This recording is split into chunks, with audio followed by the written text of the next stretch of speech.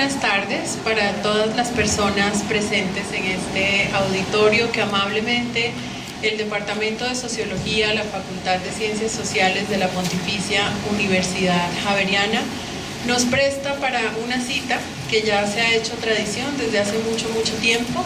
Esta es la versión número 14 del foro debate de la Mesa de Trabajo sobre Envejecimiento, Vejez y Transcurso de la Vida.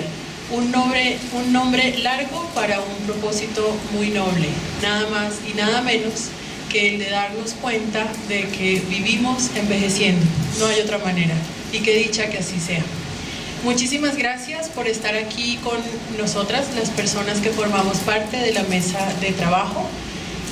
Hoy tenemos una agenda que seguro va a ser de mucho interés y va a suscitar muchas reflexiones.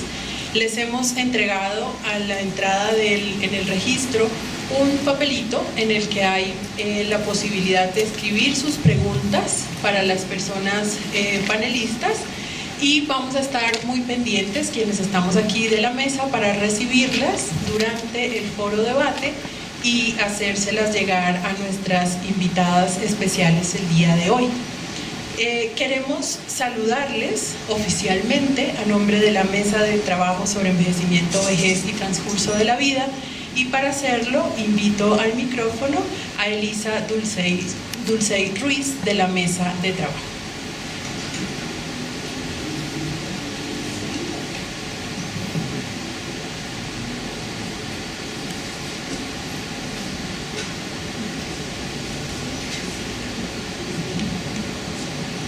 Buenas tardes a todas y todos. Muchas gracias por estar aquí presentes en esta reunión donde la pregunta más importante tiene que ver con nuestra propia vida. Porque si no morimos antes, yo ya no morí antes,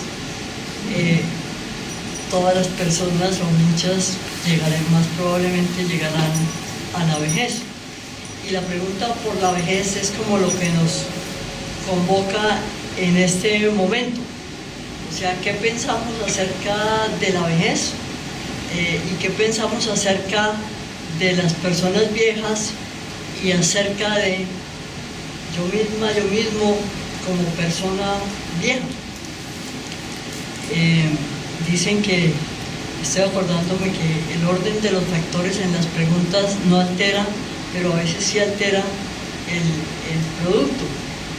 Y alguna vez hacíamos algún ejercicio con estudiantes en esta misma universidad o con personas jóvenes acerca de qué piensan de las personas viejas o cómo usted caracteriza a las personas viejas. Esa es una pregunta, dejábamos un ratico, la gente escribía y después usted como persona vieja, ¿cómo se definiría? Porque si primero era cómo definiría usted a una persona vieja y usted como persona vieja, ¿cómo definiría? El contraste viene siendo interesante. Y la idea fundamental es que si no todas las personas, por ejemplo, que estamos aquí somos viejas, sí, indudablemente estamos envejeciendo. Desde que nacemos hasta que morimos, vivimos envejeciendo. Y cada vez pues hay más personas viejas en el mundo. Siempre nos han acompañado del Fondo de Población de las Naciones Unidas, y agradecemos verdaderamente mucho al representante, el señor Luis Mora, que está aquí presente y que seguramente también tiene mucho que decirnos, o por lo menos algo que decirnos al respecto de qué significa envejecer y ser persona vieja en un mundo como el de hoy. Muchísimas gracias en primer lugar a la Universidad Javeriana por habernos acogido, a la Facultad de Ciencias Sociales, a Ángela María Jaramillo, que está calladita pero tras bambalinas ha hecho posible este encuentro. Muchísimas gracias al Fondo de Población de las Naciones Unidas, que siempre nos ha acompañado y nos sigue invitando a preguntarnos por la población y por el envejecimiento y por la vejez.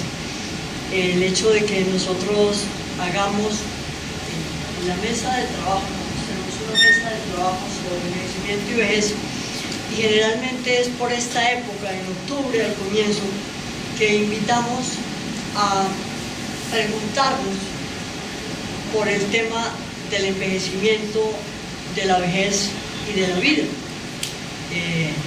De acuerdo con las Naciones Unidas, eso sí no recuerdo en qué año, el 1 de octubre se considera el Día Internacional de las Personas Mayores o de las Personas Viejas.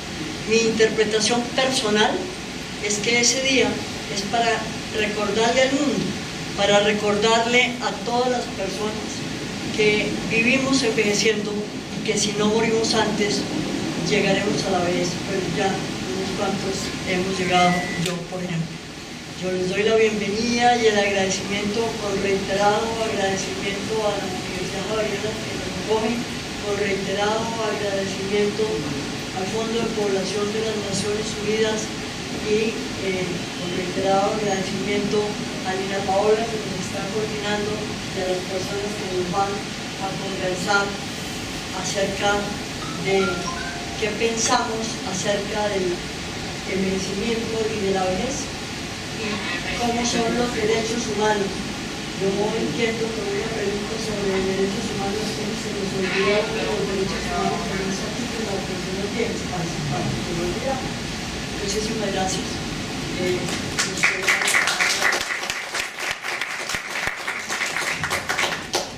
Muchas gracias, Elisa. En efecto, como ya Elisa anticipaba, este foro se realiza con el apoyo del Fondo de Población de las Naciones Unidas. Y para hacer eco de ese mensaje del fondo está aquí el señor Luis Mora, quien es el representante de la oficina en Colombia del Fondo de Población de las Naciones Unidas, que con un poco de cariño le llamamos UNFPA, aunque sea más difícil. Bienvenido, señor Mora.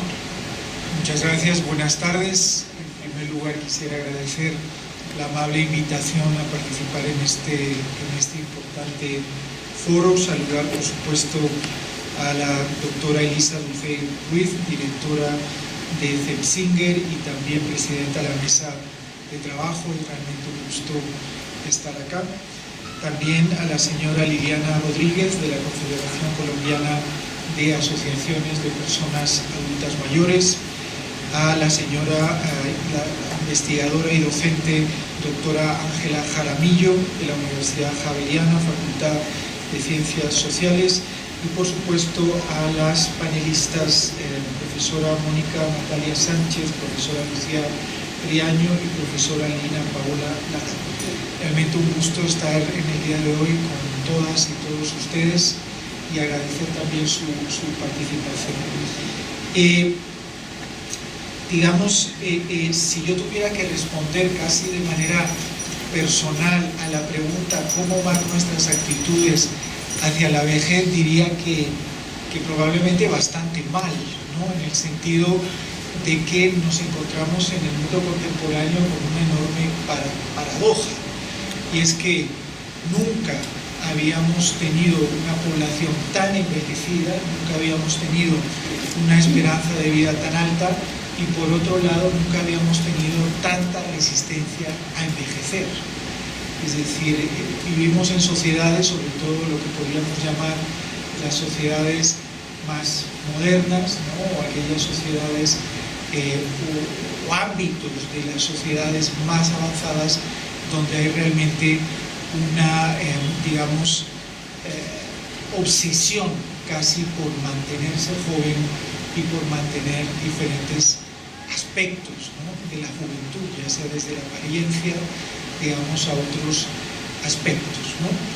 Antes hablábamos de que los 40 eran, digamos, la edad dorada, ahora hemos pasado a los 50, ahora ya se habla de los 60, estamos moviendo progresivamente como en una carrera contra el tiempo y yo diría contra la muerte, ¿no? Entonces, en ese sentido, me parece que esa pregunta es sumamente pertinente y que no la podemos responder únicamente desde una mirada poblacional o demográfica, sino más bien desde una mirada filosófica, ¿no? En ese sentido, desde el Fondo de Población de Naciones Unidas, por supuesto, expresamos todo nuestro agradecimiento y nuestro apoyo a este espacio que venimos acompañando desde hace 14 años, realmente antes incluso de que el tema de envejecimiento se posicionara de manera cada vez más contundente en las agendas no solo poblacionales, sino en materia de salud, en materia de protección social, en materia de pensiones, educativa, etcétera, etcétera.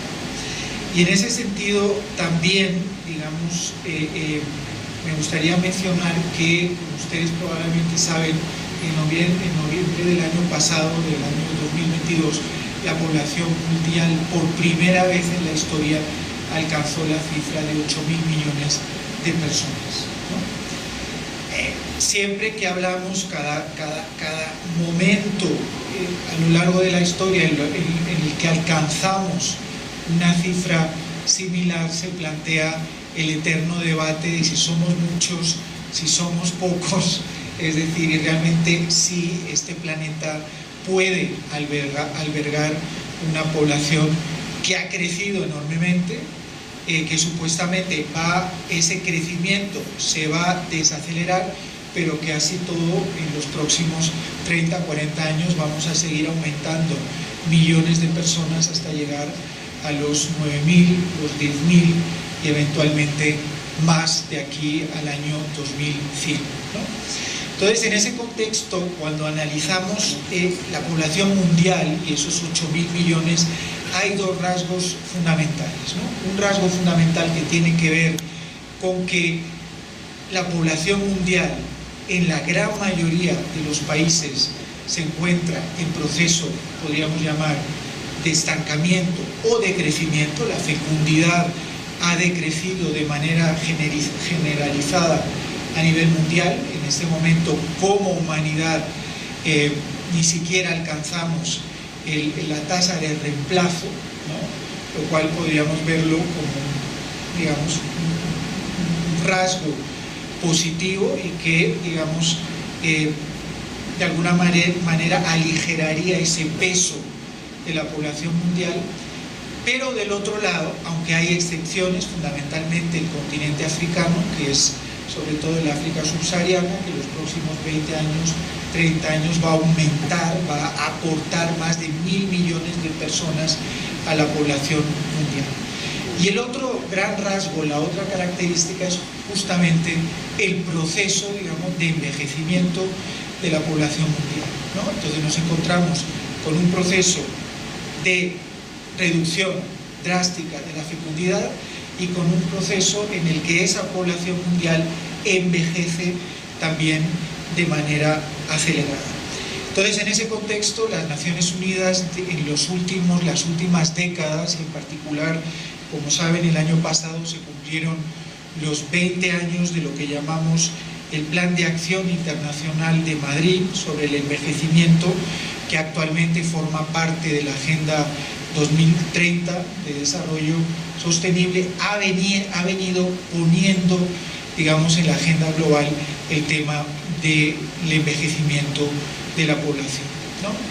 Desde una mirada más filosófica, intentando responder a esta pregunta, nos encontramos justamente con esa gran paradoja, ¿no? Es decir, sociedades por un lado más envejecidas, pero sociedades que también de alguna manera niegan, ¿no? O digamos, buscan paliativos para el reconocimiento también de las implicaciones o la naturalización de alguna manera de lo que es el proceso humano, digamos, de envejecimiento, ¿no? Han emergido como, podríamos decir vulgarmente, como champiñones, todo lo que son programas, propuestas científicas para retrasar lo más posible los procesos de envejecimiento, ¿no? Y no sé si están al tanto, hay un gran proyecto a nivel internacional que es el proyecto de las zonas azules, lo que se llama las zonas azules, que es precisamente la investigación en aquellas zonas, y hay 5 zonas particularmente a nivel mundial, donde se concentran el mayor número de centenarios y de centenarias. Una de ellas, además, en América Latina, en una zona, digamos, del Pacífico costarricense, así como en el caso de Okinawa en Japón, en el caso de Cerdeña, la isla italiana, en digamos, algunas comunidades de Estados Unidos y también en algunas islas, algunas zonas de Grecia. Entonces, ahí se está llevando a cabo, en lo que se llaman esas zonas azules, un análisis en profundidad de qué es lo que hace, cuáles son los factores que contribuyen a que esas poblaciones, a que haya un porcentaje muy importante de población centenaria en esos contextos. Y curiosamente, lo que se está viendo también es que la alteración de esos patrones de vida que llevaron, digamos, a esa concentración de centenarios y centenarias se están alterando de tal forma que en los últimos años, es decir, probablemente esas llamadas zonas azules van a dejar de ser, ¿no? Porque los patrones en términos de alimentación, en términos de nutrición, en términos de sociabilidad, en términos de manejo de estrés, en términos de movilidad, etcétera, etcétera, se están perdiendo y están siendo, digamos, contraatacados por lo que llamamos la modernidad y los patrones, digamos, de vida de la modernidad. Entonces está, a través del proyecto de zonas azules, se está intentando recuperar, digamos, esos patrones para construir una propuesta, ¿no?, ya a nivel, digamos, de políticas y de programas en cualquier otro contexto, ciudad, municipio, ¿no?, que teniendo en cuenta, digamos, los resultados del análisis de esas zonas centenarias podrían ser aplicados a otros contextos, ¿no? Entonces, digamos, finalmente lo que enfrentamos en materia de envejecimiento es un mundo de grandes contradicciones. Los 20 años de la aprobación del Plan de Acción Internacional de Madrid han dado frutos importantes. En este momento, a nivel mundial y en muchos países, en particular de América Latina y del Caribe, porque esta región también lidera los procesos de envejecimiento, en su momento lo hizo Cuba, Uruguay, Chile, Argentina, Costa Rica, bueno, Colombia y otros países, digamos, países de Centroamérica, México, Brasil, se están integrando progresivamente a esos procesos. Pero, digamos, en este momento a nivel internacional las personas de más de 60 años ya constituyen prácticamente el 13% de esos 8.000 millones de personas. Y ese porcentaje, digamos, va a alcanzar prácticamente el 20% en el año 2050. Es decir, de cada 10 habitantes del planeta, 2 van a tener más de 60 años. En el caso de Colombia, en este momento, como ustedes sabrán, creo que es el 14% de la población colombiana que ya tiene más de 60 años y también con un proceso acelerado de envejecimiento. En el año 2023 el Fondo de Población lanzó, digamos, en ese contexto una propuesta para cumplir las promesas de la Declaración Universal de Derechos Humanos de las personas mayores entre generaciones, y para ello identificó 3 dimensiones fundamentales a tener en cuenta. Una de ellas es la conciencia a nivel social que garantice la calidad de vida de las personas mayores y en el marco de los procesos de envejecimiento, que tienen que ver con la identificación del envejecimiento no como un obstáculo, sino precisamente como un indicador de desarrollo. Es decir, son aquellas sociedades desarrolladas las que están también teniendo, digamos, procesos de envejecimiento más avanzados. Entonces, no estigmatizar el envejecimiento como una carga económica, como una carga en materia de cuidado, como una carga familiar, sino precisamente como un indicador de desarrollo y también de desarrollo humano, y también como un indicador, digamos, de dignidad humana. También en relación con las necesidades específicas de políticas públicas que atiendan, digamos, a esas necesidades de una población, digamos, creciente. También con una mirada que identifique y que caracterice a las poblaciones adultas mayores como poblaciones autónomas, porque muchas veces desde una mirada de estigmatización se las considera poblaciones dependientes. Incluso digamos, la jerga demográfica se habla de niños y de adultos mayores como poblaciones dependientes en relación con la población activa o con la población, digamos, productiva, que es la población joven o la población, digamos, adulta.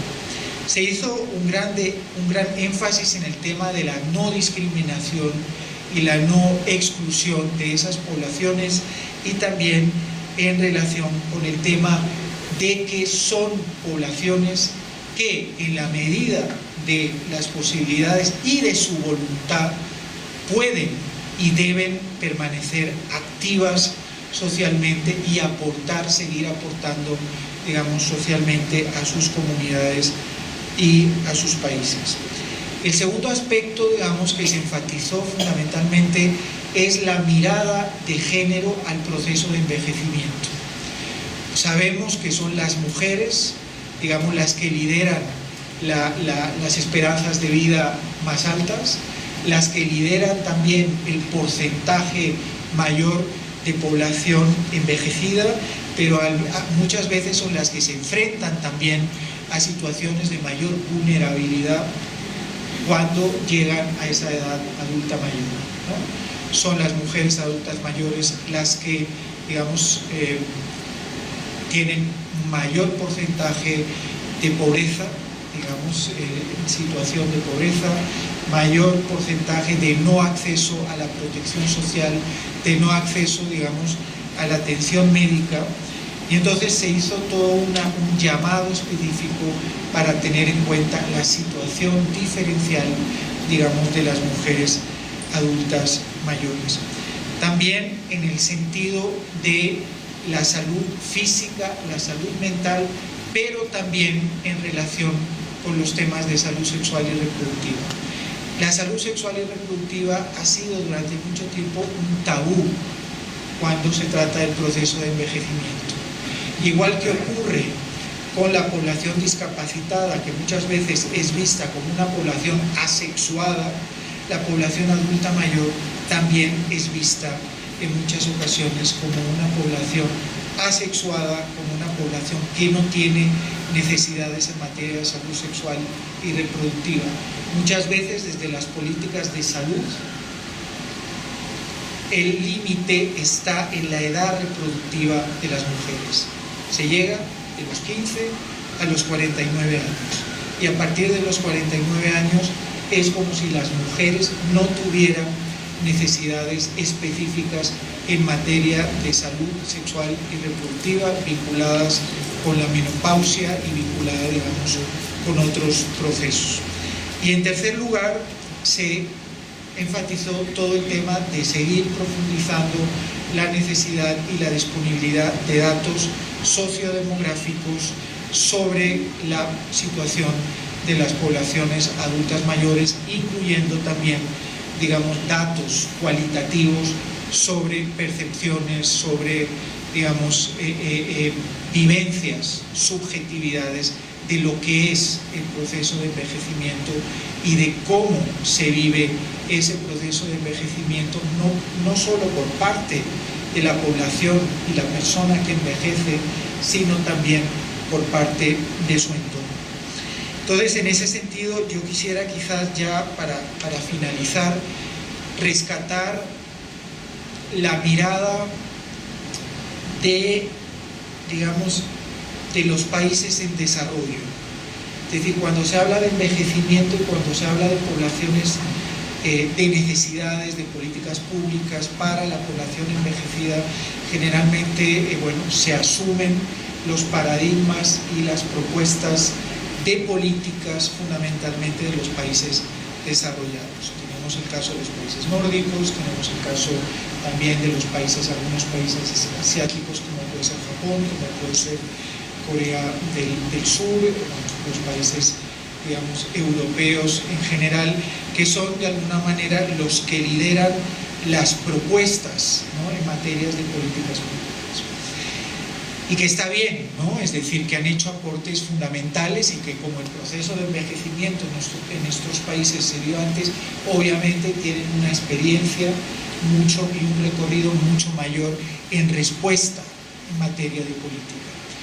Pero estamos viendo también una respuesta complementaria desde los países en desarrollo, desde países que no tienen, digamos, la capacidad ni el financiamiento para la puesta en marcha de políticas en materia de envejecimiento que están siendo aplicadas en los países desarrollados, pero que sí tienen la creatividad, ¿no?, y la innovación para desarrollar nuevas propuestas alternativas para la población envejecida o en el proceso de envejecimiento, que al menos desde mi punto de vista integran factores que el mundo desarrollado no necesariamente integra y que tienen que ver con el rol, digamos, de las familias, con el rol de las comunidades y con propuestas integrativas mucho mayores, ¿no?, en relación con la población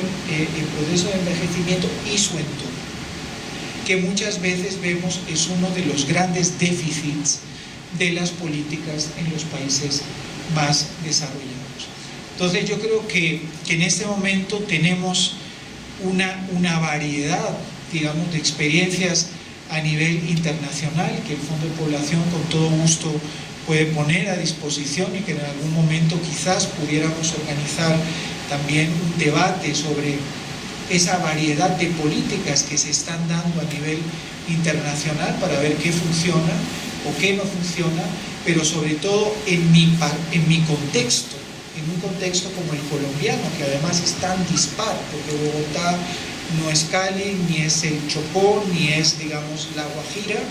En esos contextos tan diversos donde, digamos, las fuentes de financiamiento son muchas veces un obstáculo para la puesta en marcha de determinadas políticas, ¿cuáles son también las propuestas alternativas que muchas veces pueden tener un impacto mayor en el bienestar de las poblaciones en proceso de envejecimiento? Y bueno, y para finalizar, sí recuperar, yo creo, ese gran debate, digamos, filosófico, ¿no?, y que tiene que ver con esta pregunta, ¿qué es envejecer? ¿No? ¿Qué es envejecer en los diferentes entornos y sociedades en los que vivimos, ¿no? Y en ese contexto, bueno, ¿cuál es la relación de nuestros entornos y de nuestras sociedades, digamos, con, por un lado, el deterioro, porque el envejecimiento implica un deterioro en un ámbito, pero también implica, yo diría, un aporte en materia de dignidad humana y en materia también de conexión espiritual con otras dimensiones del ser humano que muchas veces no estamos teniendo en cuenta y no estamos, digamos, trayendo a la construcción de sociedades donde esa sabiduría y donde esa conexión y esa comprensión mucho más profunda de lo que es la vida y de lo que es, digamos, nuestro transcurso, ¿no?, por esta tierra y nuestro estar en este mundo realmente pueden aportar, ¿no? Entonces yo creo que ahí hay un enorme potencial, hay una enorme sabiduría que rescatar. Y recuerdo que en mi paso por el África subsahariana existía el dicho que decía que cada vez que un anciano moría se quemaba una biblioteca. Entonces no sigamos quemando bibliotecas, sino que, digamos, aprovechemos antes de que llegue ese momento de tránsito, ¿no?, para algunos, o de desaparición para otros, pues quizás aprovechemos todo ese saber, toda esa sabiduría para realmente enriquecer a nuestras sociedades y enriquecernos también como personas y como individuos. Muchas gracias de nuevo por esta invitación, felicitar por este hermoso espacio y bueno, y desear que todos y todas sigamos transitando en este proceso de envejecimiento, aprendiendo de él y compartiendo desde él. Muchas gracias.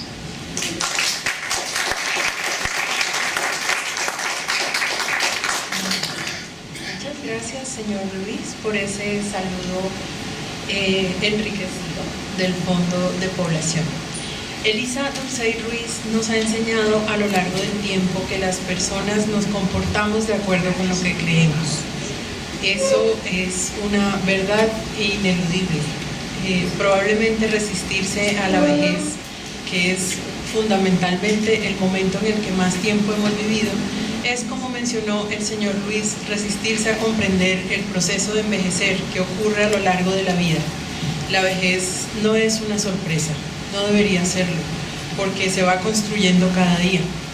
Y significa muchas cosas, claro, por supuesto. Es por eso que tenemos que debatir las políticas, porque deberíamos participar la mayor parte de personas en ese consenso común que llamamos políticas públicas. Tengo el honor de presentarles a dos invitadas que han estudiado las representaciones sociales y los derechos humanos. Vamos a dialogar sobre las actitudes hacia la vejez, es la invitación fundamental que les hicimos, y lo vamos a hacer a partir precisamente de lo que ellas han hecho el favor de estudiar durante tanto tiempo y hoy nos van a compartir en breve, pero con mucho fondo, todas esas pestañadas que han dado pensando en las representaciones sociales y en los derechos humanos. Mónica Natalie Sánchez Nitola es psicóloga de la Universidad Javeriana, tiene una maestría en psicología de la Universidad de los Andes y un doctorado también en psicología de la Universidad Nacional de Colombia. Mónica es actualmente coordinadora administrativa de la Facultad de Medicina de la Universidad Javeriana. Lucía Riaño Torres es socióloga de la Universidad Nacional de Colombia y es especialista en política social de la Universidad Javeriana. Actualmente es becaria de la Maestría en Derechos Humanos de la Universidad Externado de Colombia. Es profesional especializada adscrita a la Defensoría Delegada para la Infancia, la Juventud y la Vejez en la Defensoría del Pueblo. Voy a hacer la cuña de una vez, por si no sabíamos, en la Defensoría existe esa Defensoría Delegada y es muy interesante que el nombre de la delegada incluya el transcurso vital. Seguramente lo pensaron. Gracias. Gracias. Muchas gracias. Muy bien. La metodología que vamos a usar es que cada una de ellas hará una presentación de más o menos unos 15 minutos y después de esas dos presentaciones vamos a hacer unas preguntas y vamos a dialogar sobre los hallazgos que ellas nos van a compartir y sus reflexiones también. Les pido por favor que no pierdan de vista que es nuestro medio de comunicación del día. Hoy poquito en la resistencia, no usamos celular ni computador, sino este papelito hacia la antigüita con esta tecnología de punta, para que por favor escriban allí sus preguntas, y si no son preguntas, sino reflexiones, por favor déjennoslas saber. Eso enriquece el diálogo y eso nos ayuda también seguramente a pensar de maneras diferentes esto en lo que estamos embarcados. En la mesa de trabajo sobre envejecimiento y vejez tenemos sesiones mensuales en las que hablamos de envejecimiento, vejez y transcurso de la vida. Hacemos el foro una vez al año para abrir la conversa, para no seguir siendo nosotras mismas pensando lo que estamos pensando, sino para escuchar sus voces. Las escuchamos en este foro a través de este papelito en el que se puede consignar todo lo que ustedes quieran. Dichosamente atrás está en blanco. Entonces, muchas gracias por hacérnoslos llegar a lo largo de la conversación que vamos a tener. Mónica, bienvenida. ¿Cómo están? Buenas tardes. Bueno, muchas gracias por invitarme a mostrarles los resultados, parte de los resultados de mi tesis doctoral. Yo me interesé en algo que se llama representaciones sociales, particularmente de vejez. Me inspiré muchísimo en el trabajo que ha hecho Elisa Dulcey a lo largo de mucho tiempo y que nos muestra una importante interés que tienen muy pocos, lastimosamente, sobre cómo estamos, de qué hablamos cuando estamos pensando en la vejez. Elisa se encargó ya de contarles un poquito de cómo es una dinámica de preguntarle a la gente, bueno, ¿usted qué piensa de la vejez? Ella lo hizo con sus estudiantes, yo lo hice con otras personas que ya les contaré quiénes son. Y Luis muy amablemente dio un contexto muy importante sobre cómo está ahorita, en términos demográficos, el tema de la vejez a nivel mundial, y quizá muchas de las cosas que dijiste, Luis, aplican también, por supuesto, a Colombia. Y pues yo en mi trabajo solo tomé, mi trabajo es un estudio cualitativo, yo solo tomé una muestra de unas personas muy particulares. Vale la pena decir que mi interés no es decir que esto se generalice a todo el mundo, ni mucho menos, pero siento que con lo que menciona Luis y con lo que he leído en muchos artículos, esto puede ser más que común para muchas personas, no solo en Colombia, sino en el mundo. Bueno, de lo que les voy a hablar hoy, entonces, yo no puse el cronómetro, ya, gracias. Primero les voy a responder la pregunta que nos invitaron a responder. Luego les voy a hablar de las representaciones sociales de vejez, que es distinto a las actitudes, y por qué esto es importante pensarlo así y no como actitudes, no solamente como actitudes. Luego les voy a hablar de mi investigación en resumidas cuentas y luego les muestro unas conclusiones. Bueno, cuando hablamos de actitudes en psicología social tradicional, estamos pensando en la valoración que hacemos de un fenómeno, si es positivo, negativo o neutral. Entonces, cuando yo les pongo esta imagen acá, ustedes seguramente la vieron y pensaron en muchas cosas, pero sintieron algo positivo o sintieron algo negativo o no sintieron nada. Yo creo que sí sintieron algo. Esas son las actitudes desde la psicología social tradicional. Mucho se ha estudiado desde ese enfoque y estos que ustedes ven acá listados son unos resultados importantes sobre las actitudes hacia la vejez en el mundo. Yo no voy a mirar la pantalla porque yo tengo una miopía muy alta y no alcanzo a ver, entonces voy a ver aquí arriba. Como decía Luis, las actitudes negativas hacia la vejez persisten a nivel mundial. Y esto tiene que ver con muchas cosas de las cuales seguramente al final de nuestra conversación vamos a pensar un poco todos. Esas actitudes negativas se relacionan con la discriminación. Si usted se siente de manera negativa frente a algo, seguramente va a actuar de manera negativa frente a esa cosa, o ese fenómeno, o esa persona. Y pues ahí la discriminación, hay un término que se llama edadismo, ageism en inglés, que es la discriminación a las personas por su condición de ser personas de más de una edad específica. Las actitudes negativas a nivel individual se encontraban estudios que se relacionan con problemas de salud mental y física en la vejez. O sea, si usted en este momento es joven y tiene una actitud negativa hacia la vejez, es probable que en el futuro usted sea una persona vieja con problemas cardíacos, con una salud mental deteriorada.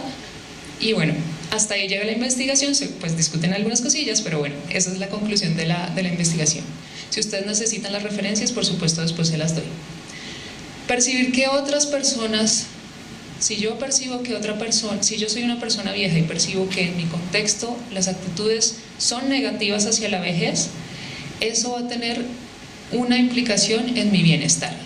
Mi bienestar no va a ser, no va a ser tan grande como si percibiera que en mi contexto las actitudes son positivas hacia la vejez. Las actitudes se van haciendo más complejas en la medida en que envejecemos. Entonces hay estudios que muestran que los niños tienen unas actitudes un poco más, bueno, esto ya tiene que ver no con actitudes sino con imágenes, pero digamos que son más simples, explican la vejez de una manera más simple, mientras que cuando hablamos con personas viejas, pues su explicación y su significado de vejez es mucho más complejo. Y finalmente, las actitudes dependen del contexto.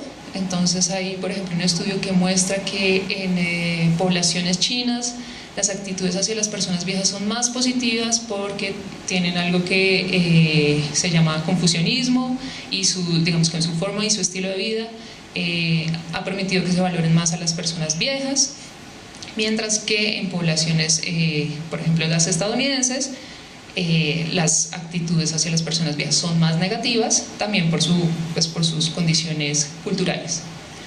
Y también dependen de las características de las personas. Entonces hay estudios que dicen que personas con menos educación, menos nivel educativo, menos niveles socioeconómicos más bajos, suelen tener actitudes más negativas hacia la vejez.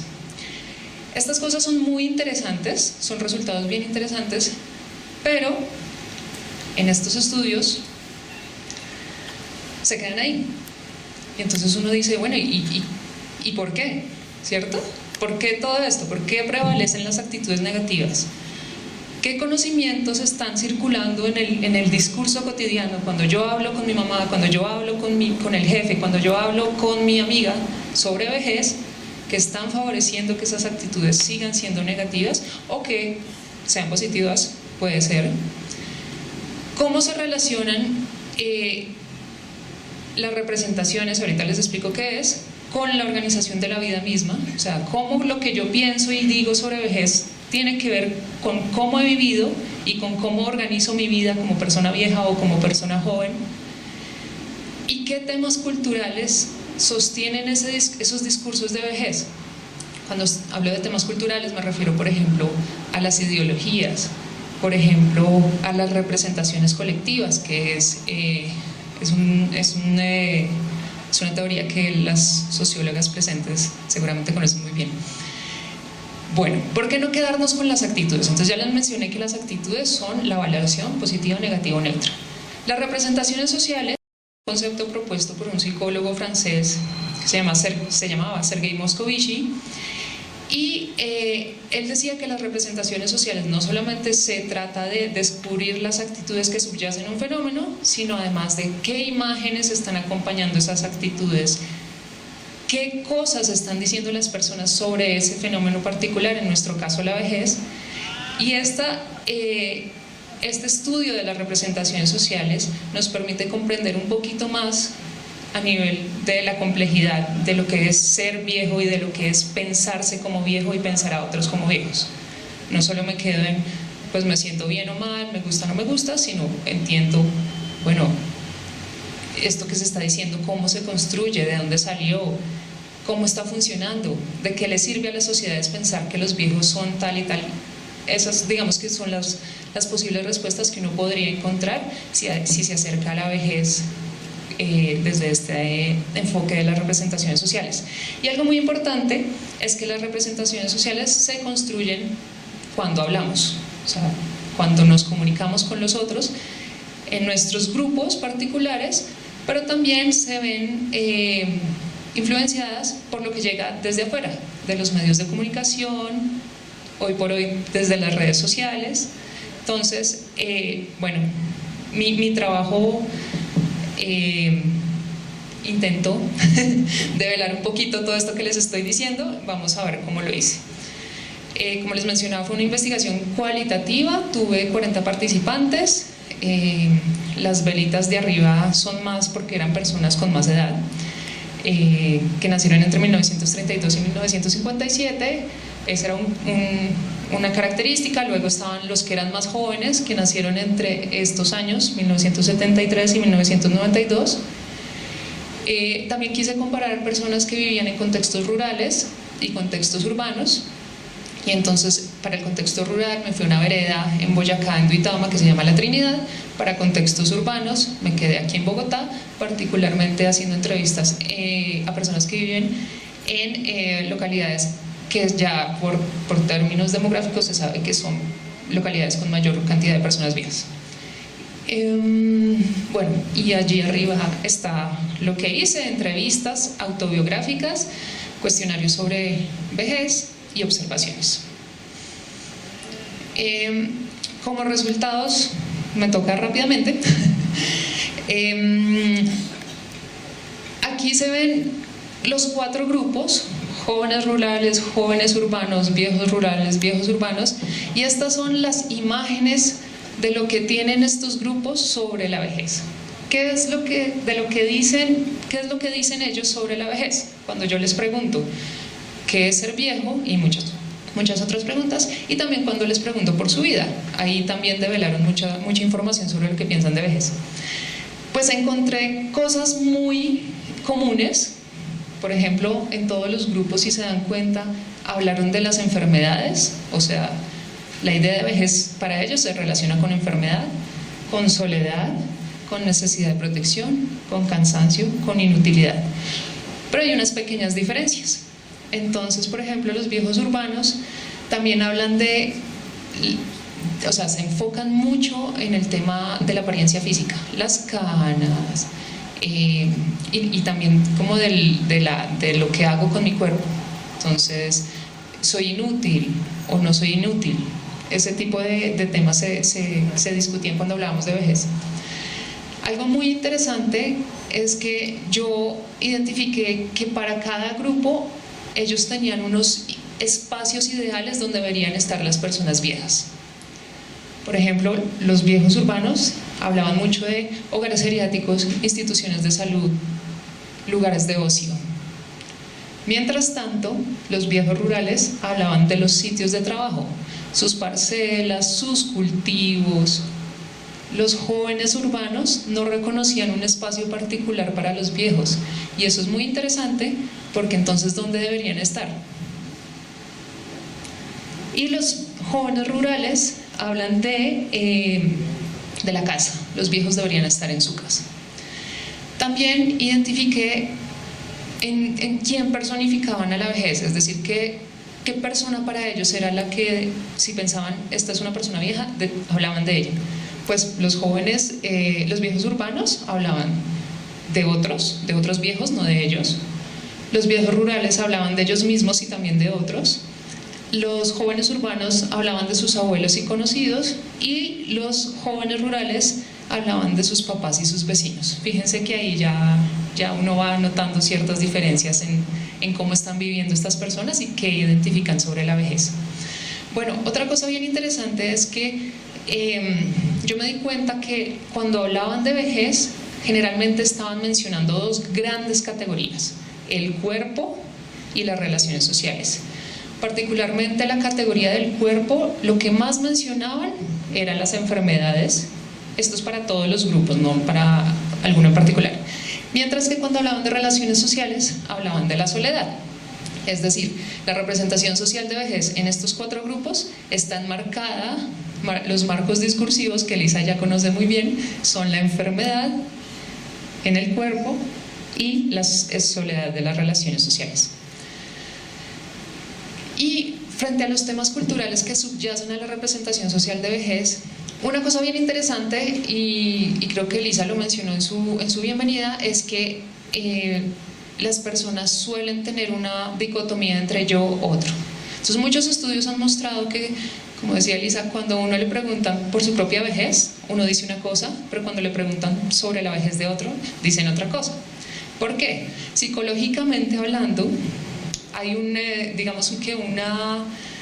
tema que todos los seres humanos tenemos, y es que nosotros categorizamos. categorizamos las cosas porque así son más fáciles de entender. En el caso de las representaciones sociales de vejez, es más fácil entender esa preocupación que nos genera ver a una persona vieja, porque realmente estas personas hablaban de eso, de lo inquietante que es ser una persona vieja o llegar a ser viejo. Pues cognitivamente tengo que aliviar esa preocupación y entonces pues yo no soy viejo, el viejo es otro. O yo sí soy viejo, pero soy un viejo joven. O si yo soy una persona joven, yo voy a ser una vieja, pero no voy a ser como los viejos que viven ahorita. Entonces hay siempre una tendencia a dividir entre lo que yo considero mi vejez y lo que considero de los otros. Aquí donde dice individualismo como representación colectiva. Bueno, resulta que el individualismo es un valor del capitalismo, y por favor no me miren rayados si piensan que soy marxista, ni mucho menos, tal vez sí.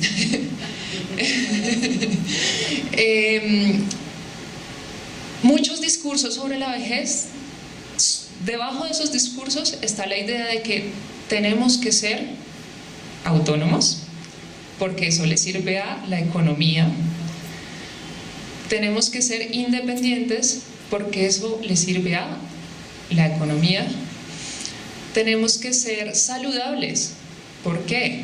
Porque eso le sirve a la economía. O sea, nuestra vida, nuestro transcurso de vida está construido para que funcione en este contexto. Y este contexto, pues ustedes ya lo conocen. Y así funciona. No estoy diciendo que sea bueno o malo, les estoy mostrando qué es lo que encontré. Entonces, pues la idea negativa de vejez es negativa porque debajo de la idea de vejez está la idea de qué es vivir y cómo se vive. Y como los viejos se deterioran, pues eso no le sirve a nadie en este contexto. Entonces, eso es preocupante porque es algo muy difícil de cambiar. No vamos a cambiar el sistema porque es muy complicado. Aquí dicen que sí. Pero podemos hacer cosas y pues por eso vamos a hablar de políticas públicas, ¿no? Y derechos humanos. Bueno, aquí les tenía los ejemplos, pero ya ni me acuerdo. Una reflexión sobre lo que encontré. También encontré que en los discursos uno nota que a nivel social el cuerpo de los viejos está siempre bajo el control de ciertas instituciones, por ejemplo la institución médica. Entonces por eso la enfermedad es algo que siempre subyace en los discursos. O sea, la medicalización de la vejez está presente, existe. La enfermedad es una respuesta, o sea, que los discursos sean sobre enfermedad es una muestra de que la vejez está medicalizada. La familia es una institución que controla los cuerpos de las personas viejas, porque finalmente el Estado nos está dejando la tarea a las familias de hacernos cargo de quienes ya no trabajan, por ejemplo, o son económicamente dependientes. Entonces la familia termina siendo quien controla ese cuerpo, le dice qué hacer, le dice a dónde ir, le dice dónde quedarse, le dice qué decir. Y el Estado, pues nada, el Estado es el que da las directrices políticas sobre lo que debería, dónde debería estar. Por ejemplo, el Estado dice que los viejos son los mayores de 60, podría decir otra cosa. El Estado tiene control sobre el cuerpo de los viejos. También encontré diferencias por género, y esto es muy interesante porque ya lo señalaba Luis. Las mujeres tenemos unas condiciones peores en nuestra vejez, pero quiero decirles que el machismo les está jugando una mala pasada a los hombres en la vejez, porque los viejos hombres están sufriendo las consecuencias de no haberse educado para cuidarse a sí mismos y a los demás.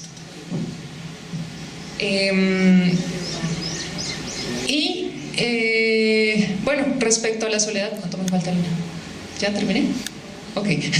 Respecto a la soledad, que es el otro marco de la vejez, al marco discursivo, perdón, pues encontré que hay unos grupos, por ejemplo los hombres urbanos particularmente, se sienten en algunos momentos solos, a pesar de que son los que más reportan estar acompañados todo el día. las mujeres rurales reportan sentirse solas a pesar de que están cerca a sus familias, y sobre todo en los espacios rurales se vive mucho aislamiento social, que es distinto a sentirse solo, ¿no? El aislamiento es cuando el contexto mismo hace que la persona no pueda relacionarse con otros, mientras que sentirse solo puede ser en algún momento positivo, porque pues, yo quiero estar solo, pero también si me siento en soledad ya es distinto, porque ya eso es un problema para mí. En el contexto rural, el aislamiento social es muy evidente, no hay conexión, no hay posibilidades de conectarse con otros. Primero, no hay dinero, entonces, segundo, tengo que sobrevivir entre trabajar e ir a un sitio, encontrarme con otros, pues prefiero trabajar. De repente las carreteras no me permiten conectarme con otros. Es distinto y mucho más difícil y está muy encrudecido, no sé si eso existe esa palabra. Es muy crítica la vejez, sobre todo en términos de soledad en los contextos rurales. Y para las personas jóvenes, es muy interesante porque toda su autobiografía, lo que ellos me narraban, ellos solo hablaban de ellos mismos. Entonces yo me preguntaba, bueno, ¿y esta gente por qué no me habla de los demás? ¿Qué pasa? Entonces, pues de nuevo vuelvo al tema del individualismo. Los jóvenes sobre todo estamos muy expuestos a los medios de comunicación, a las nuevas formas de relacionarnos, que son a través de medios digitales y no en persona, con unas desconfianzas grandísimas en los otros. Hay mucho miedo en los jóvenes sobre relacionarse con otros, y esto nos va a jugar una mala pasada en nuestra vejez, porque no vamos a construir relaciones sociales duraderas, permanentes y de calidad. Entonces, pues eso va a tener muchos efectos al final de nuestra vida. En conclusión, la representación social es compleja, de vejez es muy compleja, porque no solamente tiene que ver con lo que decimos entre nosotros sobre la vejez, sino con el contexto en el que vivimos, con cómo hemos vivido a lo largo de nuestra vida, bajo qué condiciones sociales, económicas hemos vivido. Se produce y retroalimenta con el transcurso de vida, que es lo que les acabo de mencionar. La vejez es un momento de vida inquietante. Yo no lo quise poner de manera negativa, o sea, que es negativo, ¿no? Es inquietante para quienes ya son viejos, porque tienen que asumir esa tarea de empezarse a pensarse a sí mismos. ¿Quién soy yo? Yo ya no soy el que era, y la sociedad me está diciendo que soy una cosa, pero yo no me siento así. Es inquietante. Y para los jóvenes, porque muchos de ellos ni siquiera ven su futuro, no están pensando más allá de 10 años, o si lo piensan, que se ve en el caso de los jóvenes rurales, lo ven desde unos ejemplos que ellos no quisieran seguir. Y las instituciones sociales afectan muchísimo las representaciones sociales de vejez, como ya se los mencioné. Esto es todo, muchas gracias. Me disculpo por correr y allá está mi correo por si me quieren escribir.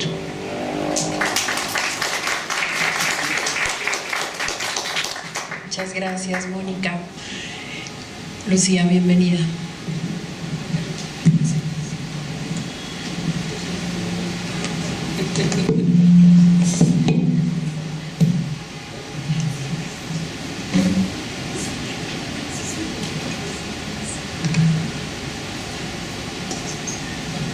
Listo, muchas gracias, Lina. Bien, buenas noches para todos y todas.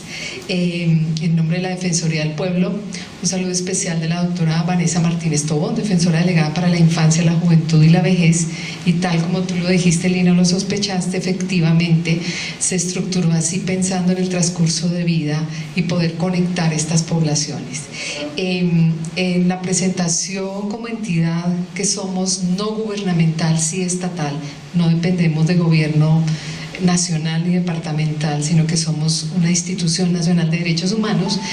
Pues digamos, lo que les queremos compartir hoy es en principio unos conceptos básicos: representaciones sociales, injusticia epistémica y la Convención Interamericana. Es posible que si los 22 minutos no me alcanzan, la parte final corra un poco, pero lo importante serían como estas primeras 3 partes. Como sabemos que es un grupo, o creo que es un grupo heterogéneo de diferentes tipos de conocimiento, En principio en unos conceptos muy básicos y luego profundizaré en los que más competen, porque es que es muy común ver cuando se habla de representaciones que en ocasiones se habla de imaginarios como si fuesen lo mismo cuando no lo son. Entonces, una diferencia acá en imaginario es una imagen simbólica a partir de la cual se desarrolla una representación mental. Un estereotipo, aquí por lo menos en esta definición, es medianamente neutral. Más adelante vamos a ver una que sí tiene una connotación negativa, digámoslo así, o adversa a la vejez. Es bueno la imagen o esa idea aceptada comúnmente, que es de común acuerdo, de un grupo de personas con unas características particulares. Y está el arquetipo, que si no lo diferenciamos, pues digamos que podríamos caer en tratarlos como sinónimos. De alguna manera el arquetipo sí es un modelo, a diferencia del estereotipo, es un modelo que sí busca en positivo. Entonces esa es la gran diferencia, por lo menos con estereotipo. La representación, aquí la mirada más rápida, imagen o idea que sustituye una realidad, y la actitud, esa postura del cuerpo, de la mente, cuando se expresa un estado de ánimo. Pero vamos a profundizar a continuación en, obviamente, las representaciones sociales. Entre la psicología social y la sociología, digamos que históricamente ha habido no una pugna, sino un debate, más bien, un debate valioso entre si son representaciones o son imaginarios. Unos autores pues plantean más desde uno u otro. Sin embargo, aquí es importante aclarar que no son lo mismo, y si vamos a ver una diferencia, estas son definiciones clásicas, básicamente de Jodelet o de Castoriadis, que fue como Castoriadis uno de los primeros en plantear el tema de las representaciones sociales. Entonces digamos que si hay una diferencia que la vamos a ver más clara en la ilustración siguiente. Aquí voy a hacer una referencia muy rápida, es una construcción social, que es de imágenes que se condensan en significados para la gente. Son una forma de conocimiento socialmente elaborado y compartido, y toda representación está en referencia con algo o con alguien, siempre. Los imaginarios ya es un sistema de valores, lo llamaron inicialmente, Castoriadis lo llamó un conjunto de valores, ya luego se fue la definición enriqueciendo mucho más, sistema de valores, nociones, imágenes prácticas que se concretan en instituciones históricos sociales y proporcionan a las personas esa forma de moverse, poderse mover y orientarse en el contexto social. En la siguiente gráfica lo vamos a ver más claro, en la medida en que ubica en la base de la sociedad y de la estructura social los imaginarios sociales, vistos más como marcos de alguna manera, que son la base por donde se construye, y en la punta de la pirámide estarían las representaciones más destinadas a la percepción sobre algo. Con un ejemplo voy a hacerles algo más sencillo de todos estos textos, más sencillo. Y otra característica es que mientras las representaciones corresponden a algo que está por fuera, los imaginarios sí están hablando de su propia estructura y de su propio orden social. Voy a poner un ejemplo muy sencillo, no sé si esto alumbra, aunque es que alumbra, no me tocaría ya, y es, y hay una relación en esta sociedad con los modelos hegemónicos. O sea, uno no podría ver imaginarios, representaciones sin tener en cuenta los modelos hegemónicos. Y voy a poner un ejemplo del modelo más hegemónico, creo yo, y que más nos ha costado trabajo de construir, lo que es el patriarcalismo, y los ejemplos ya se han dicho. Entonces digamos que en la base estaría como modelo hegemónico el patriarcalismo, estaría el imaginario, que es lo que estructura esa sociedad, sería el machismo. Es una forma de imaginario, estructura la sociedad y nos movemos todos en mayor o menor medida en ese imaginario.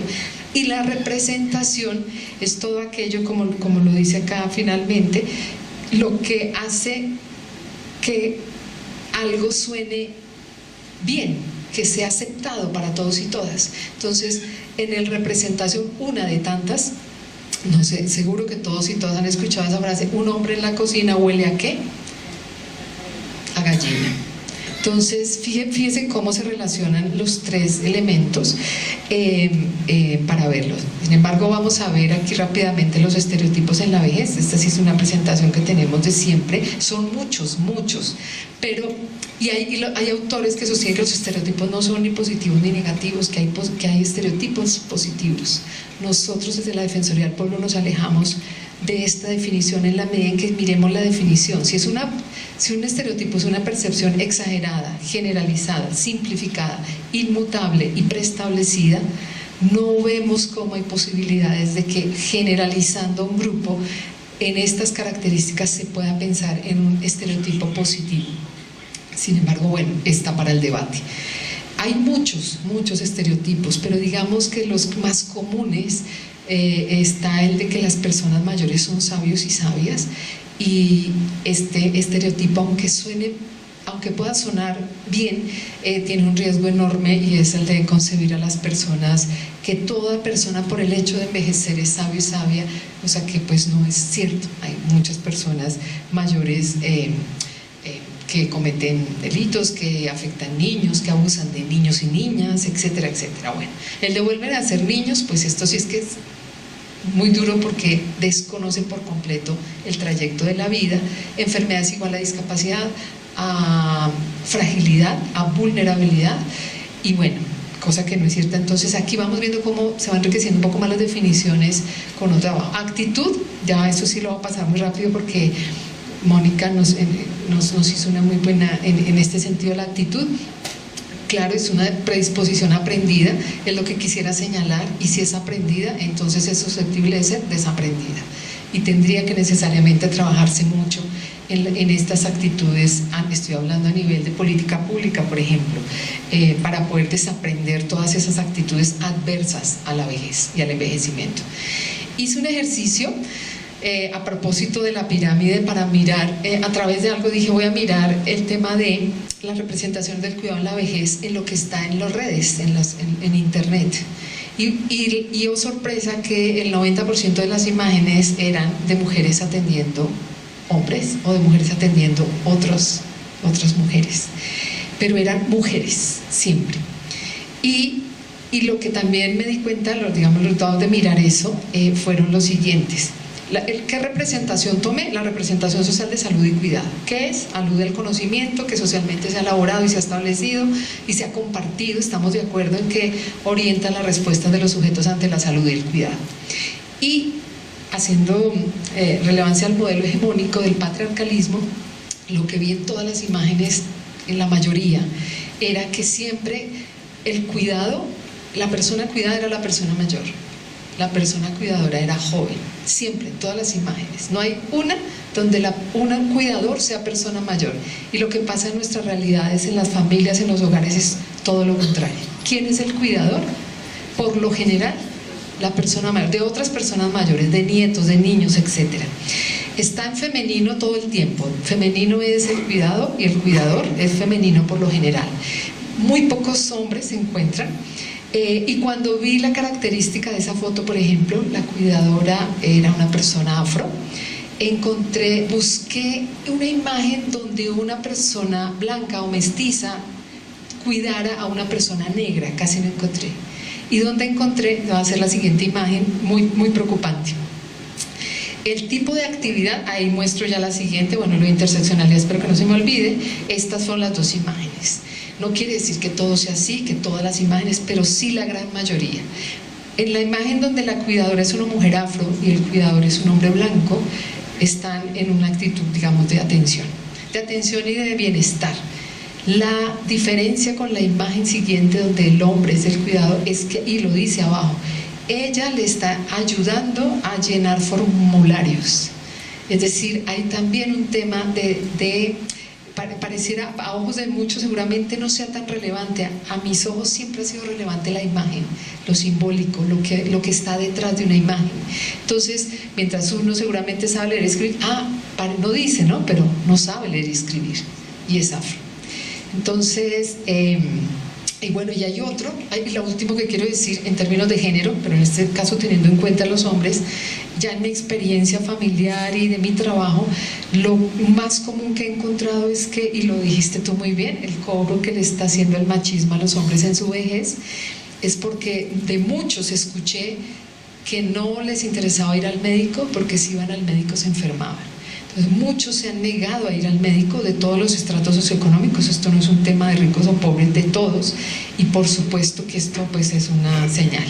Frente a la relación prejuicio, estereotipo, presentación y derechos, quise tomar la definición de discriminación por edad en la vejez que tiene la Convención Interamericana, porque discriminación por edad en la vejez es el genérico amplio, se hace discriminación también a jóvenes, también a niños, también a adultos, pero en particular a personas de 60 y más años sería viejismo.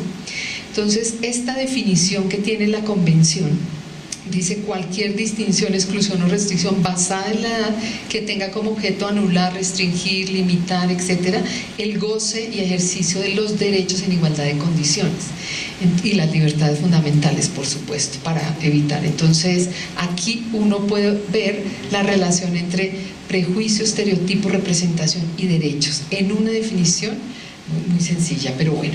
Y encima, que además de que ya estamos viendo que desde afuera se discrimina, se excluye las imágenes, además la persona mayor, y creo que aquí tenemos que hacer un ejercicio todos y todas de mirarnos autocríticamente, y es ese miedo excesivo o irracional a envejecer y todo lo que hacemos para tratar de evitarlo y que no se nos note. Entonces, además de que estamos socialmente de alguna manera a través de las representaciones, imaginarios, modelos hegemónicos en desventaja, nosotros mismos y nosotras mismas nos damos duro frente a nuestro propio envejecimiento. El tema de la injusticia epistémica lo quise traer porque siento que lo que les voy a presentar, que seguramente algunos de ustedes ya los conocen, es, desde mi punto de vista, un salto cualitativo muy valioso, que no por eso elimina lo que había de representaciones, pero sí le da un camino, desde mi punto de vista, muy potente, que es la injusticia epistémica. Es un concepto que desarrolló una filósofa inglesa viva, que se llama Miranda Fricker, en su texto que se llama Injusticia epistémica. Parecieran unos términos un poco complejos, enredados, pero en realidad me parece que su explicación es muy clara. Dice: ¿cuándo sucede una injusticia epistémica? Dice: cuando se anula la capacidad de un sujeto para transmitir conocimiento y dar sentido a sus experiencias sociales. Y esto es, bueno, es muy claro que en Colombia pasa. Ahora voy a poner un ejemplo reciente que sucedió, y esto sí es mío, eso no lo dice ella. Para mí, esta injusticia es el resultado de esa discriminación, segregación y exclusión histórica que han tenido las personas mayores para todo, para el bienestar, el desarrollo, la vida digna, etc.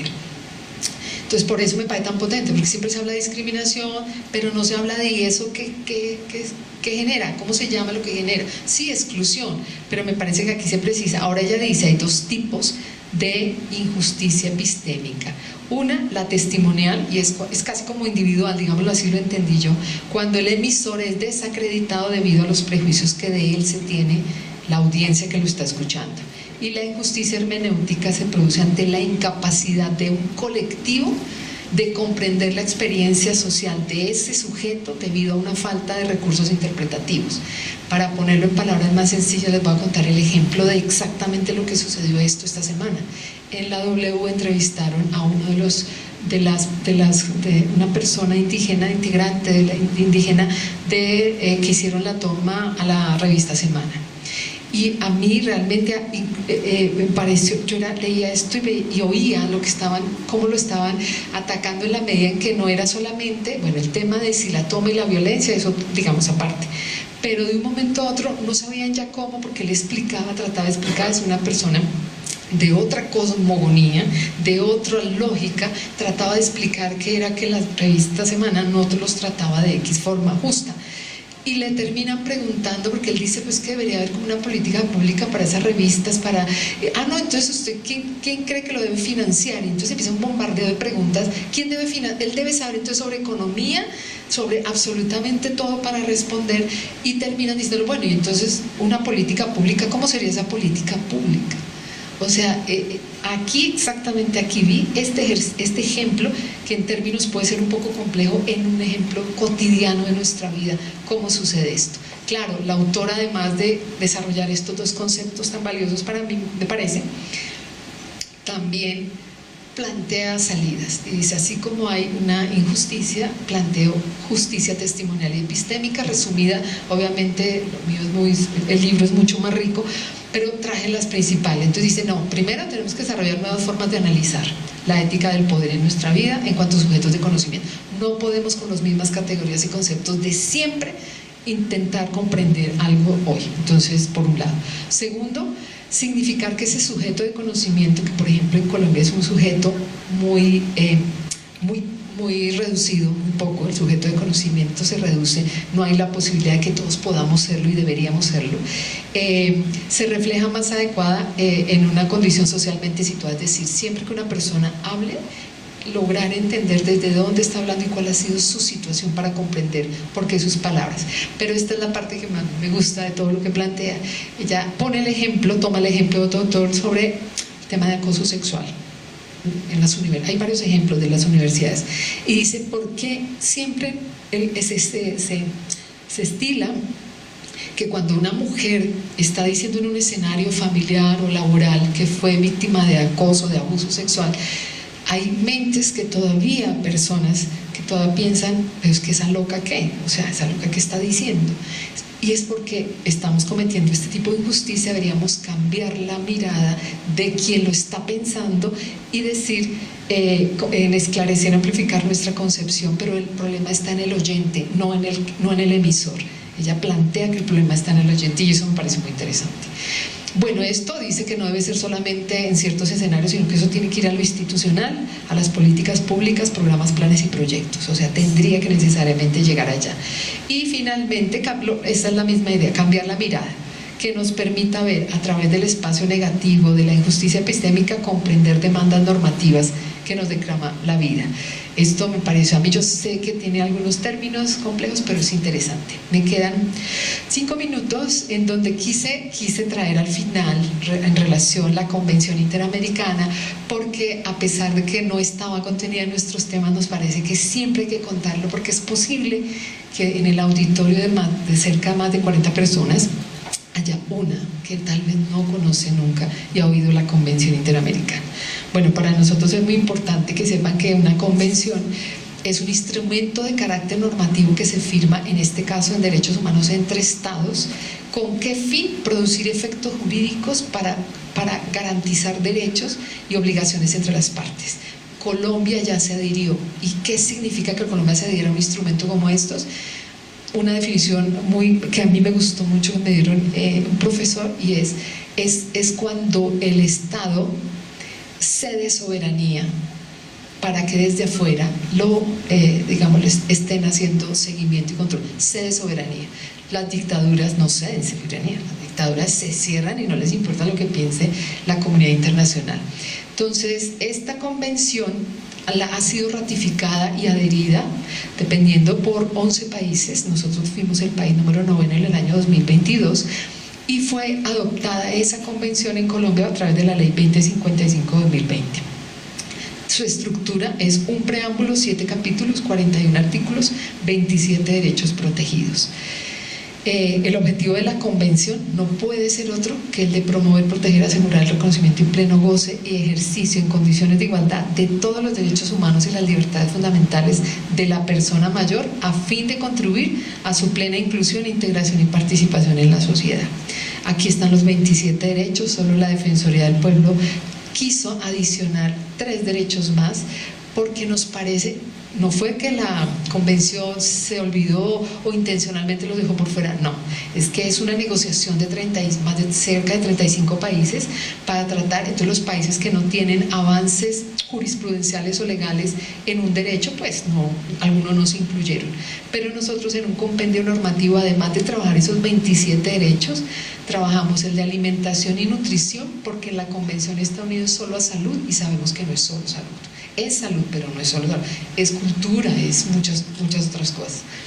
Sexuales y reproductivos, como lo decía el señor Luis, efectivamente está la relación con salud sexual y reproductiva, pero lo sexual y reproductivo es un derecho independiente, debería ser reconocido como independiente internacionalmente. Se lo consulté estos días recientes al profesor Rodrigo Primi, le decía no tendría más fuerza que no solo la jurisprudencia le dé fuerza a esto a través de la Corte Constitucional, sino que internacionalmente se mueva para que sean derechos independientes. Me decía que sí, entonces va a tocar avanzar ahí, y este derecho en el que solo Colombia lleva avances, que es el derecho a morir dignamente. De la región, ¿no? Porque muchos otros países están y van en camino, pero Colombia desde el año 2014 viene un avance maravilloso. Sin embargo, esta pregunta no la hemos traído, no es culpa de la Corte Constitucional, por supuesto, loable su labor, pero sí es paradójico que Colombia primero reconoció el derecho a morir dignamente y no a vivir dignamente.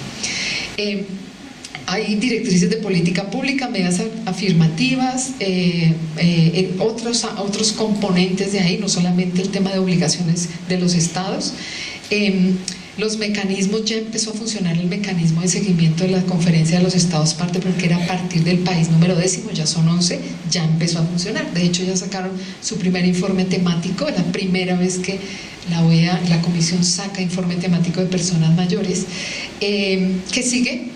Pues que el Estado colombiano reconozca la competencia de la Comisión y de la Corte, que el Estado colombiano adecue su ordenamiento interno, y no es solamente tema de leyes ni de normas, también es de políticas, programas y proyectos, y lo adecue a los principios y obligaciones de este instrumento internacional, dar a conocer ampliamente la convención, es lo que nosotros hacemos a diario en la Defensoría del Pueblo, y creo que para cerrar es el reto de lo que sigue, y es que así como hoy la invitación que agradezco enormemente que nos hayan hecho a reflexionar sobre cómo están nuestras actitudes hacia la vejez, creo que también ya como persona mayor, que ya casi soy, es reflexionar de cómo están desde la vejez nuestras actitudes frente a la infancia, a la juventud y a la adultez y a muchos otros sectores, porque como se dijo acá en los ejemplos, efectivamente hay, y lo dijo la profe Lisa al inicio, las actitudes de las personas mayores frente a otras poblaciones, sobre todo la juventud,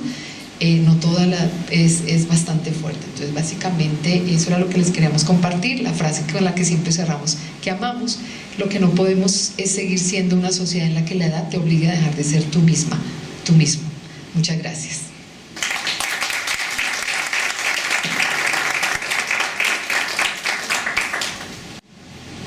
Por agradecerles a las dos el muy buen uso del tiempo, y mientras me pongo más feliz recibiendo sus papelitos, que ya sé que vienen en camino, tengo una pregunta, digamos, como para motivar la conversación. Mónica decía en su presentación que las representaciones sociales tienen un papel importante como organizadoras de la vida y como maneras con las que nos relacionamos con personas de diferentes edades. Eso puesto así, como si flotara en el espacio, sería fantástico, pero Lucía nos hizo el favor de recordarnos que no flotan en el espacio, sino que en el contexto más terrenal, estas relaciones que tenemos con personas de diferentes edades están atravesadas por el patriarcalismo, por los estereotipos negativos, por las actitudes, por esa interseccionalidad que nos cuesta tanto trabajo reconocer y que tanto daño ha hecho, por el viejismo. Incluso dijiste una palabra que yo nunca había escuchado, no la voy a repetir, me pareció horrible, ¿sí? Gerascofobia, yo nunca la había oído, ninguna de las dos es buena, pero en todo caso ese es como el nivel terrenal de esta conversación sobre las actitudes que tenemos, que no son actitudes propias. Casi nadie puede reclamar su autoría de esas actitudes sin pasar por reconocer que son actitudes que culturalmente han sido fomentadas, que socialmente han sido reforzadas y que muy probablemente tienen alguna validez, ¿cierto?, para seguir existiendo y persistir. Voy a hacer la pregunta para que cualquiera de las dos, la que quiera lanzarse a una respuesta, así lo haga.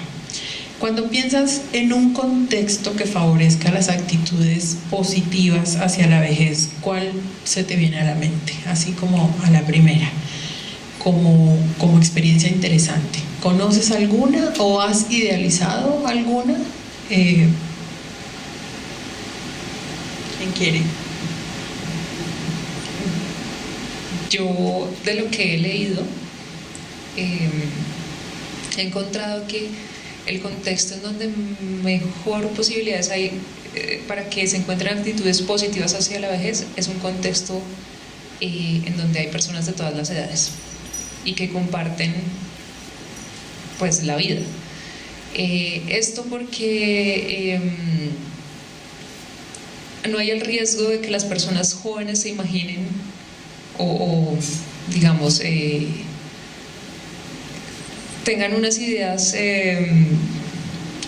quizá construidas sobre lo negativo porque viven o sobre la expectativa de lo que es ser viejo sin estar realmente con una persona vieja viviendo. Cuando tú vives con una persona vieja todo el tiempo y compartes, pero además vives con una persona joven, pero además vives con un adulto, digamos que esa mirada que, permítanme, pienso cómo expresar esto que estoy tratando de decirles, cognitivamente, en términos de cómo funciona mi forma de pensar, yo no tengo la posibilidad de solo centrarme en una forma de explicar el mundo. Se los pongo como un ejemplo, con un ejemplo distinto. No sé si ustedes saben, pero Facebook funciona con algoritmos o las redes sociales en general funcionan con algoritmos que a ustedes les manda información y los llena de información que se relacionan con la forma en cómo ustedes piensan. Es decir, si usted es de un partido político particular, a usted en Facebook le va a llegar cosas sobre ese partido político y cosas sobre el otro partido político que lo critican, porque Facebook entiende, o la inteligencia artificial que está detrás de eso entiende que usted piensa de una manera y para que usted siga conectado lo refuerza positivamente dándole cosas que le gustan o que están relacionadas con cómo usted piensa. Por eso es tan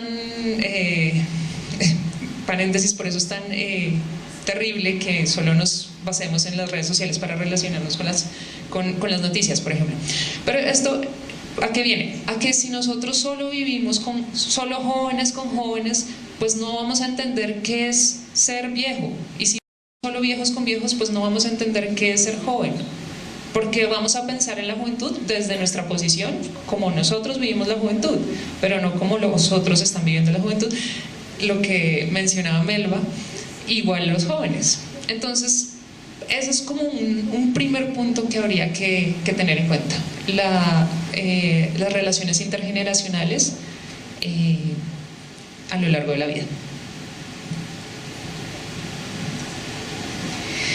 Bueno, para mí es muy complejo pensar un escenario ideal porque no lo conozco, ¿no? Pero sí he tenido algunos acercamientos o ideas con asterisco, y es en las comunidades indígenas en Colombia, digamos, el lugar de la persona mayor es otro, es muy diferente al urbano y eso es valioso. Sin embargo, mi mirada occidental urbana, también provinciana, y feminista, hace que el lugar de la mujer mayor no sea el mismo del hombre mayor. Entonces hay asterisco, pero bueno, sí tiene un buen lugar. Cuentan, yo no he ido a Japón, pero cuentan que en Oriente el lugar también de la persona mayor es otro. Entonces eso me parece valioso. Sin embargo, sabemos que también en Japón, por lo menos, también la posición de la mujer mayor y el hombre mayor no es la misma, pero bueno. Y hablando en lo urbano, que es lo que más conozco, en los ejercicios o en los ejemplos o en las experiencias que he vivido, hay un común denominador que yo sé que Mónica lo relacionó con el capitalismo y todas las palabras que dijiste me parecieron precisas para el capitalismo: ser productivo, bueno, menos una que es para el debate, que es la autonomía. Y es porque me parece que igual que las mujeres que han sido víctimas de violencia por sus parejas, está más que identificado que el común denominador es la dependencia económica hacia esa persona. O sea, eso está comprobado. Y en personas mayores no es diferente, exactamente lo mismo. Se ha estimado que donde más abuso, violencia contra personas mayores se da cuando no hay autonomía. Y sé que es muy bello que en países como el nuestro y otros de la región, la familia viene a reemplazar el estado de bienestar que no tenemos y que Europa tiene. No lo tenemos en la familia, y en donde sucede y va muy bien, perfecto, pero donde no, donde hay maltrato, donde hay abuso, donde hay explotación, donde hay abuso patrimonial, económico, financiero. Como lo digo siempre, en Colombia la persona mayor no es garantía de ser de un estrato o de otro el que no sea víctima de violencia. Si estamos dentro de las familias abusadoras, en la clase alta el abuso patrimonial, económico y financiero es total. En la clase media, la pensión, por una pensión la familia o los cercanos podrían llegar a hacer cualquier cosa, y en los sectores más bajos está el subsidio, que es poquitísimo, que no es nada, pero aún así sucede. Entonces me parece que un escenario donde por lo menos, si no es perfecto, sí habría la autonomía de la persona mayor, y de la autonomía no solo económica, que es muy importante, sino la autonomía intelectual, la autonomía afectiva, la autonomía en muchos sentidos, es lo que le daría lugar a la persona mayor. Y por eso nosotros desde la Defensoría del Pueblo insistimos tanto en el tema de la protección y la seguridad económica en la vejez. Sería algo fundamental, y particularmente de las mujeres, porque a pesar de que en Bogotá sí son más las que se pensionan, en general son las que menos posibilidades han tenido al acceso al estudio, a la pensión, etcétera, etcétera. Y sobre todo en lo rural, es donde más sufrirían eso. Eso es como lo que puedo compartir. Gracias, tenemos ya muy poquitos minutos. Una pregunta para ti y una aclaración que yo me voy a permitir hacer en un momentito. Pero pues ya que estabas en ello y que mencionaste en tu presentación el tema de la interseccionalidad, creo que esta pregunta viene al caso, sobre cómo comprender las representaciones sociales que incluyen, además de personas viejas, personas racializadas, empobrecidas y mujeres cuidadoras sin remuneración. O sea, ya hay como todo un conjunto. Este es un tema, sí, bueno, lo que voy a decir es salido desde mi más profunda entraña. Y es que yo sí creo que una sociedad tan desigual como la nuestra, y con unos niveles de pobreza y sobre todo desigualdad tan altos, no se compadece ni las políticas públicas existentes, a pesar de la última política pública del Ministerio 2022-2031, a pesar de que ha sido una de las mejores, pero todavía no se compadece con la situación que se vive. Y mi paradoja es, si vivimos en una sociedad estratificada, pues entonces seamos consecuentes con eso, o de clases, y hagamos una garantía de derechos absolutamente diferenciada. Yo ponía el ejemplo sin saber que iba a salir lo de la gasolina en el externado de la maestría. Yo decía, es que a mí no me cabe en la cabeza cómo una persona que gana el mínimo paga el mismo valor por una gasolina de alguien que gana 8, 10, 15, 20, 30 millones, el mismo valor. El alimento vale lo mismo, el arriendo ni hablar, o sea, depende de lo que tú escojas, pero ¿y cómo se puede vivir? Pues entonces, bueno, aquí me parece que la interseccionalidad como enfoque, como perspectiva, que complementa la mirada de derechos y la mirada diferencial, la enriquece, tendría que ser una mirada absolutamente clara en la política pública nacional de envejecimiento y en todas sus acciones, que desafortunadamente nosotros participamos de observadores en la elaboración, y tengo que contarles que si bien hay muchas acciones, muy pocas en un enfoque interseccional y muy pocas recogen ese cruce de circunstancias, de atributos, de, ¿cómo los podemos llamar? Bueno, de categorías que realmente son categorías de discriminación. En ese cruce no hay para atender de manera, aún hoy no la hay. Veo un poco más en la convención, algo de elementos, pero en la política pública, ni siquiera en la de Bogotá, ni en la a nivel nacional, no existe. Con mayor razón la invitación del señor Luis a que hablemos sobre la política pública y a que lo hagamos informadas, claro, pero también con un sentido de cuidado por la otredad, viene al caso. ¿Qué podemos hacer? Esa es la pregunta para Mónica. ¿Qué podemos hacer las futuras viejas desde la academia y desde la población civil para aportar en temas de derechos, vida digna, habitabilidad del campo y la ciudad para las personas mayores que lo son hoy y quienes los van a ser mañana. O sea, cómo caminamos hacia una cultura de inclusión. Ahora sí te voy a presionar con el tiempo. Bueno, se me ocurre inicialmente cambiar nuestro lenguaje. Eso a nivel personal. Ya sabiendo esto que les mostré, todo lo que hemos hablado, pero además preguntándose a sí mismo, bueno, ¿y yo cómo hablo? ¿Qué es lo que digo sobre vejez con los demás? ¿Cómo estoy construyendo esta representación? Pues revisar el lenguaje, revisar esas formas en que nos comunicamos con otros sobre la vejez, porque como les conté de las investigaciones, ya se sabe que la percepción y las actitudes que tenemos como jóvenes sobre la vejez nos van a venir afectando cuando seamos personas viejas. Otra cosa que podemos hacer es seguir investigando sobre estereotipos, actitudes, representaciones, porque esto va cambiando en los contextos y a nivel, pues en el tiempo. Seguramente de aquí a, incluso esta investigación no les conté, pero la hice antes de la pandemia. Seguramente después de la pandemia hubo algunos cambios sobre las imágenes de la vejez, por ejemplo lo de la revolución de las canas, eso antes de la pandemia no se hubiera pensado. Y a nivel de sociedad civil, exigirle a quienes nos van a gobernar y nos están gobernando que revisen sus discursos y que implementen lo que Melba Lucía ya muy bien explicó del tema de la interseccionalidad, que es fundamental, porque no lo dije acá, pero eso es otro hallazgo, es que no hay una sola vejez, y eso ya lo decía Lisa Dolcey hace mucho tiempo y muchos investigadores. Son muchas las vejeces que están atravesadas por este tema de la interseccionalidad. Listo. Mil gracias, ya con eso tenemos un pocotón de tarea que hacer, cambiar nuestro lenguaje, seguir investigando, exigirles a quienes nos gobiernan que revisen su lenguaje y su manera de comprender a aquellas personas que gobiernan. Perdón, sí. Perdón, es que me faltó algo muy, muy crucial: los medios de comunicación y las redes sociales. Ahí está la clave también para empezar a cambiar el lenguaje de todos, no solo de una persona, sino de todos. Gracias. Eso es la sabiduría Kamsa: sentir bonito, pensar bonito, decir bonito y hacer bonito.